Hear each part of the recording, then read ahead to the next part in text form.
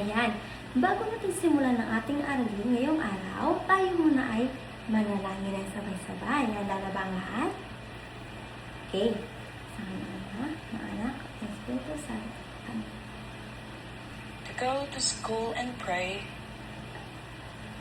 Guide me today as I study and play. May we learn and have fun in school each day. Through Christ our Lord. Amen. Amen. Ayan, magandang umaga mga bata. Ako nga pala si Binibining Jade at ako ang inyong guro sa asignaturang ito. Ayan, so bago ulit tayo dumako sa ating aralin ngayong araw, maaari niyo bang tingnan ang paligid? May nakikita ba kayong mga kalat? Ayan, kung meron kayong nakikita mga kalat, maaari niyo ba itong pulutin? Ayan, at pakiayos na rin ng mga upuan ninyo. Ayan, maraming salamat. So, ngayong araw, ang ating pag-aaralan ay tungkol sa... Meron ba kayong ideya sa pag-aaralan natin ngayong araw? Wala pa. Ayan, bago ang lahat, atin munang alalahanin at tingnan ang ating mga lituntunin sa loob ng silid-aralan. Ayan, ang unang alituntunin natin ay makinig ng mabuti sa guro habang siya ay nagtuturo. Ang pangalawang alituntunin naman ay igalang ang guro at mga kaklase sa lahat ng oras. Ang pangatlong alituntunin naman ay panatiling malinis at maayos ang silid-aralan. Ngayon naman, dito naman tayo sa layunin. So, ang layunin, ito ay ang mga dapat ninyong matutuhan pagkatapos ng klase. Ang unang layunin natin ay maintindihan ang kahulugan ng pang-abay. Ang pangalawang layunin naman ay maipapaliwanag ang pagkakaiba ng bawat uri ng pang-abay. Ang pangatlong layunin naman ay makapagbibigay ng halimbawa ng pang-abay. At ang panghuli ay matutukoy kung alin sa isang pangungusap ang pang-abay. Ayan, atin naman tingnan kung mayroon bang lumiban sa klase natin ngayong araw. Ayan, mukhang wala namang lumiban sa klase natin ngayong araw. Mahusay naman pala ang mga batang ito. Ngayon, bigyan ninyo ng 3 palakpak ang inyong mga sarili. So, 1, 2, 3. Ayan. Ngunit bago tayo dumako sa ating bagong aralin ngayong araw na tatalakayin natin, atin munang balikan ang ating nakaraang aralin. So, sino po kaya ang nakakaalala na pag-aralan natin ng nakaraang araw? Ay, nakalimutan na ninyo? Yes, Bea. Tama. So, ang ating napag-aralan ay tungkol sa pandiwa. At ang pandiwa ay ano nga po ulit, Jacob? Tama. Ang pandiwa ay mga salitang nagsasaad ng kilos. Ayan. So, ngayon naman, Bea, maaari ka bang magbigay ng kilos? Maaari ka bang magbigay ng salitang kilos? Kumakain. Tama. Ano pa? Sumasayaw. Ano pa? Tumatalon. Tama. Ano pa? Umiikot. Yun ay mga halimbawa ng mga salitang nagsasaad ng kilos. Okay. So, ang tatalakayin natin ngayong araw po ay patungkol sa pang-abay. So, ano nga po ang pang-abay? Meron po ba kayong ideya? Wala. So, ang pang-abay po ay mga salita na naglalarawan sa pandiwa. So, ano nga po ulit yung pandiwa? Yes, Bea? Tama. Ang pandiwa ay mga salitang nagsasaad ng kilos. Tulad ng kanina binigay ng halimbawa, di ba? Kumain, sumayaw, umikot. Yun ay mga halimbawa ng mga salitang kilos. Nagsasaad ito ng kilos. Ibig sabihin, kayo ay gumagalaw. Ganon. Ayan. So, ang pang-abay po ay meron itong 3 uri. Alam niyo po ba kung ano yun? Hindi po. Hindi pa po. Hindi pa. So, ang 3 uri ng pang-abay, meron tayong pang-abay na pamanahon, pang-abay na panlunan, at pang-abay na pamaraan. At isa-isa natin itong tatalakayin ngayong araw. So, sisimulan natin sa pang-abay na pamaraan. Ang pang-abay na pamaraan, ito ay isang uri ng pang-abay na sumasagot sa tanong na paano? Ma'am, anong paano? Paano isinagawa ang isang kilos? Halimbawa, tumakbo ng mabilis ang kabayo. Paano tumakbo ang kabayo? Mabilis na tumakbo ang kabayo. Sa pangalawang halimbawa naman, umupo ng maayos si Juan. Paano umupo si Juan? Maayos na umupo si Juan. Intindihan naman po ba? Maliwanag naman po? Opo. So, dumako naman tayo ngayon sa pangalawang uri ng pang-abay. Ito ay ang pang-abay na pamanahon. So, ito naman ay sumasagot sa tanong na kailan?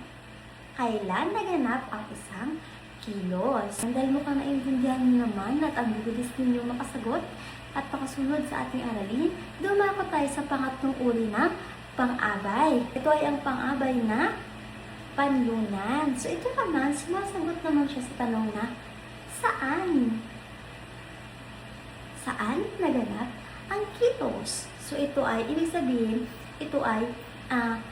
maaaring ito ay isang lugar kung saan naganap ang isang kilos. Halimbawa, meron ulit tayong dalawang pangungusap dito, di ba? So, ang unang pangungusap, maaari ba natin basahin na sabay-sabay? Naglalaro sa labas. Asaan kaya dyan ang pang-abay na panlunan? Saan po? Labas, sapagkat ang labas ay nagsasaad ng lugar. At sumasagot sa tanong na, saan? Saan siya naglaro? Sa labas, mahusay. Sa pangalawang pangungusap naman, maaari ba natin basahin ng sabay-sabay? Nakatira kami rito. Ayan. So, asan naman kayo sa pangungusap na ito ang pang-abay na panlunan? Rito, sapagkat ang salitang rito ay nagsasaad ng lugar at sumasagot sa tanong na saan? Saan siya nakatira? Rito. Parang sinasabi dito na nasa malapit lang, na tinuturo na lang na malapit. Rito lang. Okay, ayan. So, naiintindihan niyo po ba ang ating pinag-aralan tungkol sa pang-abay at mga uri nito? Opo, okay. So, tandaan lang ninyo na ang pang-abay, ito po ay naglalarawan sa pandiwa. At ang mga uri nito ay meron tayong tatlo. Ano-ano nga po ulit yun? Pang-abay na pamaraan, pang-abay na pamanahon, at pang-abay na panlunan. Ayan, so lagi lang tatandaan na ang pang-abay ay meron tatlong uri. Ito ay pang-abay na pamaraan, pang-abay na pamanahon, at pang-abay na panlunan. So kapag sinabi natin pang-abay na pamaraan, ito ay sumasagot sa tanong na paano? Paano isinagawa ang isang kilos? At ang pangalawa naman ay ang pang-abay na pamanahon. Ito naman po ay sumasagot sa tanong na kailan? Kailan naganap ang isang kilos? At ang panghuli ay ang pang-abay na panlunan. Ito ay sumasagot sa tanong na ano po ang sagot? Sumasagot sa tanong natin? Saan? So, ibig sabihin, ito po ay tumutukoy kung saan. So, ito ay tumutukoy sa lugar kung saan naganap ang isang kilos. Mahusay. Natatandaan po ba ninyo mabuti? Opo. So, natatandaan lang na pamaraan, pamanahon, panlunan. Pamaraan, paano, pamanahon, kailan, at panlunan, saan. Okay. Ayan. So, meron dito mga nakahandang pangungusap. At ang ating gagawin ay tutukuyin natin kung anong uri ng pang-abay ang isinasaad sa bawat pangungusap. Handa na ba kayo? Handa na. Sige, dahil handa na kayo, atin ang sisimulan. Kaya ang unang pangungusap, maaari ba natin basahin ng sabay-sabay? Tumakbo na mabilis ang bata. Ano kayong uri ng pang-abay ito? Yes, Bea? Pamaraan. Bakit kaya ito pang-abay na pamaraan? Tama ba si Bella?